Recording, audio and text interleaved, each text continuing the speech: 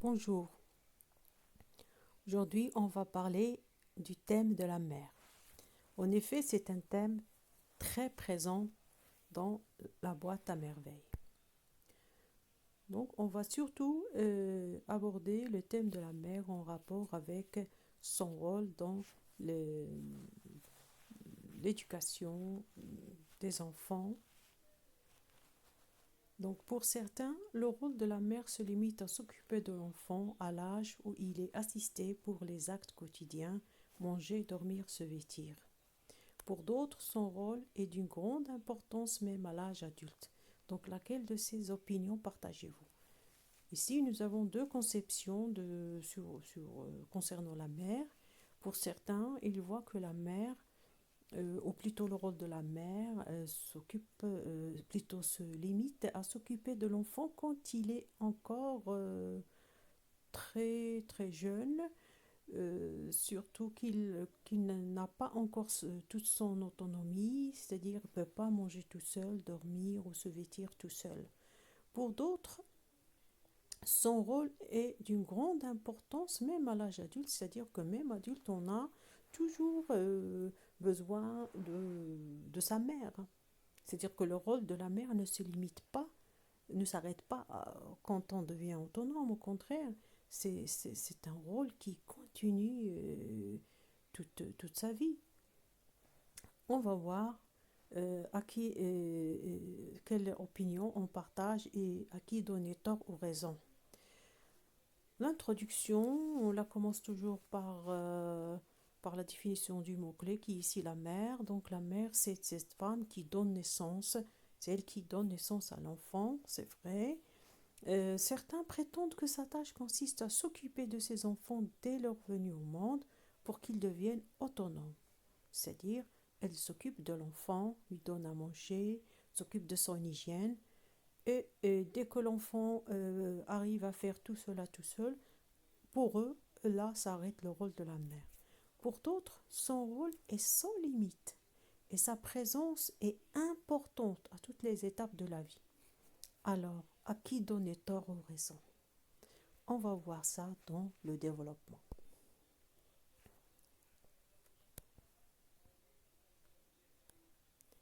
Il est vrai que la responsabilité de l'éducation d'un enfant est du devoir du père et de la mère. Mais c'est à la mère, c'est-à-dire à cette dernière, ici cette dernière c'est la mère, c'est à la mère que revient l'entretien quotidien nécessaire pour la subsistance de l'enfant dès sa naissance jusqu'à ce qu'il atteigne son autonomie. Voilà, c'est-à-dire que c'est vrai, l'enfant il est conçu par le père et par la mère, mais c'est la mère qui s'occupe de l'enfant après, bien sûr, la venue au monde de l'enfant. Et elle va s'occuper de lui jusqu'à ce que cet enfant devienne capable de prendre soin de sa personne tout seul. Elle y consacre tout son temps et toute son énergie. Et c'est aussi elle qui l'aide à s'intégrer dans son entourage familial et social, puisque l'enfant est toujours avec sa mère, donc c'est elle qui l'initie à, bien sûr, et encourage son intégration dans la famille et dans la société. On va prendre un exemple de la boîte à merveilles. Nous avons le narrateur Sidi Mohamed qui est un enfant de 6 ans. Il passe plus de temps. Il a 6 ans et il passe plus de temps avec sa mère qu'avec son père. D'ailleurs, son père part au travail le matin très tôt et ne revient que le soir de son atelier. Donc pendant tout ce temps, lorsque l'enfant n'est pas à l'école, il est avec sa mère. Donc, si l'enfant grandit et acquiert son indépendance, c'est-à-dire son autonomie, n'a-t-il plus besoin de sa mère? Eh bien, chez les humains, il a toujours besoin de sa mère. C'est pas comme le cas des animaux. Par exemple, chez les animaux, lorsque les petits atteignent quelques mois, ça y est, ils peuvent, ou plutôt leur mère se sépare d'eux, ou bien ils se séparent de leur mère, ils deviennent indépendants. Mais chez les humains, les liens sont très forts.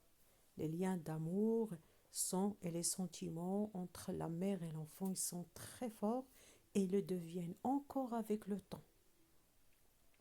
La mère, c'est vrai, lorsque l'enfant grandit, devient autonome. Donc la mère change de rôle, c'est-à-dire de la mère nourricière, celle qui nourrit l'enfant, dont le rôle était de nourrir l'enfant, se transforme en mère conseillère. Elle est là pour divulguer des conseils à son fils ou bien à sa fille.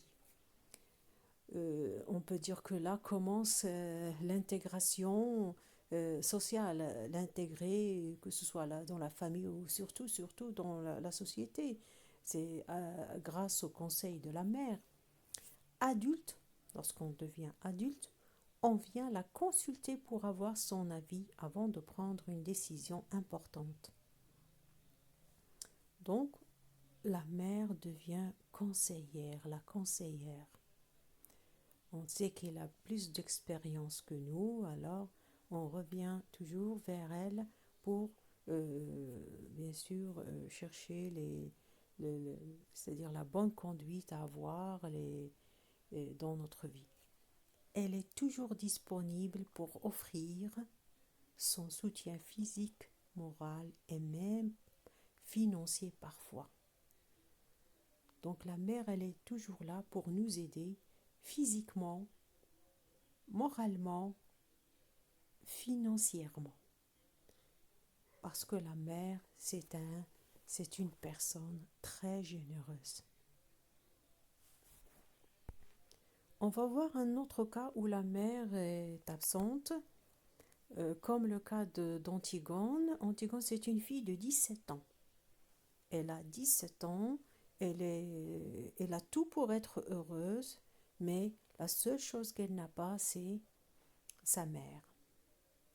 Donc l'absence de la mère est parmi les causes qui ont précipité cette adolescente de 17 ans dans le désespoir et la perte.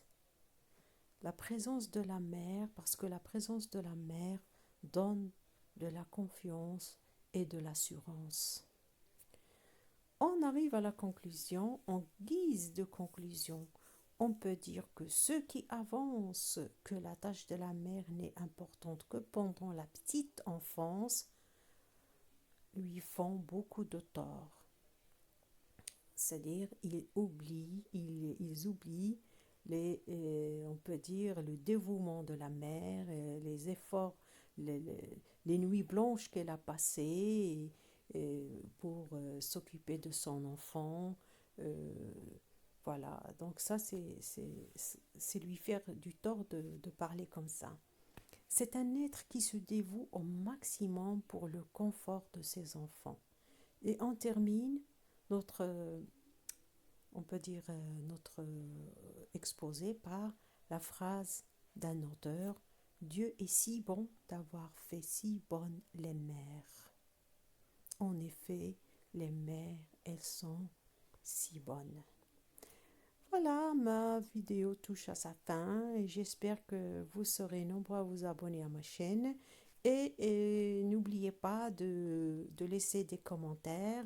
Vous pouvez aussi me proposer des thèmes dont vous avez besoin et que je peux traiter pour vous. Donc, à bientôt.